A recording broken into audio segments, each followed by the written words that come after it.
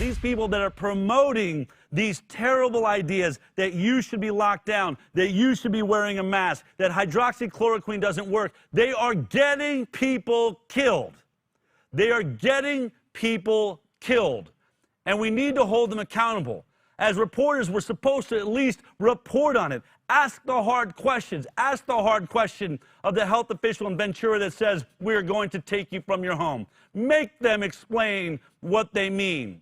And when we have Tony Fauci saying, I believe in the vaccine, say, is it possible the fact that the NIH holds patents, could that be blinding your vision? Or is it possible you're against hydroxychloroquine because you really want remdesivir? You don't want a product that's 99% successful. Is it possible you want remdesivir because you need a failure out there so that we keep failing our way forward towards your crazy vaccine a year or 2 or 5 or 10 years out, where we're living in absolute Armageddon because we have no businesses anymore, and maybe China owns everything because it's the only thing up and running, folks?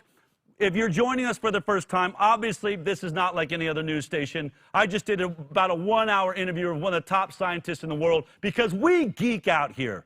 We do. If you really want to know the science and you want to understand what's happening in the world you're living in and why your job isn't going to be there 2 or 3 months from now when California says maybe they'll let you out, or whether you're going to believe the next spike as it comes, we are bringing you the facts, and we are getting to the bottom of it, and we're showing you the studies. If you're brand new to us, right now, all you have to do is type in Ican, I-C-A-N, right now in your comments if you're watching on Facebook, if you're on YouTube or iTunes or on our website, thehighwire.com. All you have to do is text us at 33222, type in ICAN, and we will try to get you as much of the details and the papers and the things that were referenced by people like Dolores, Professor Dolores, on our show. But more importantly, more than just what you see here on our set, more importantly than the research that we're doing around the world, we also have a legal team, and we are doing investigations. And when Dolores says she wants to sue public officials, she wants to go after public officials, guess what we do here at the Informed Consent Action Network? That's our parent company. That's the nonprofit that makes the High Wire possible. We not only report on the news, we are making news. We have won lawsuits against the FDA, CDC, National Institute of Health, and Health and Human Services. And I want to bring your attention really quickly. If you want to know what we do, this is a brand new letter that we've drafted up and sent out.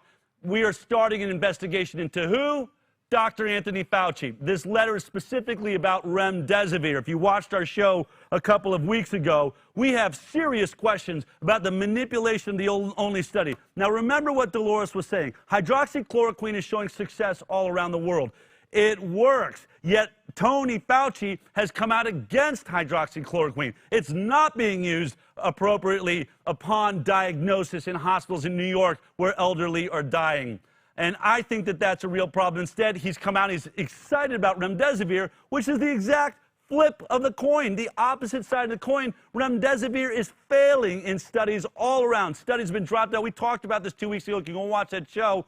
But they're dropping out of trials because people are dying at higher rates that are taking remdesivir. Well, we're beginning an investigation. This letter is going out to Tony Fauci. Let me read some of the excerpts right now. Can we bring that up?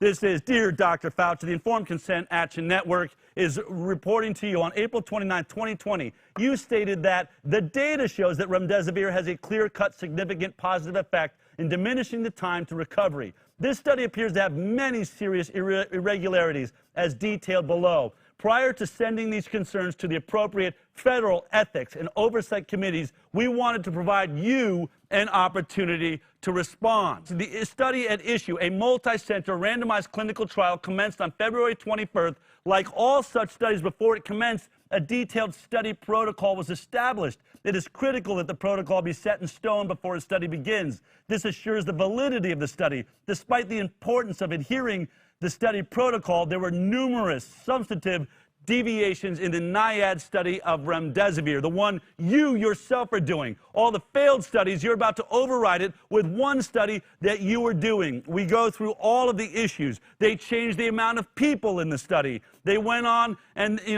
despite the study protocol, they started changing categories. They even removed death as one of the categories so that we know how many people died. All of this while they're in the middle of the study. You're changing it while you're seeing results come in. This, by almost every definition in science, is scientific fraud. Therefore, we end this letter this way. And you can read it. This is up on our website. I will not speculate as to your motives in seeking to have remdesivir licensed and pushed out to the public so quickly. What I will say is that you and Niaid can do better. The American people deserve better. They deserve science that is on solid footing, not a sales pitch based on a single study in which every material element of its protocol was changed after patient outcomes were observed.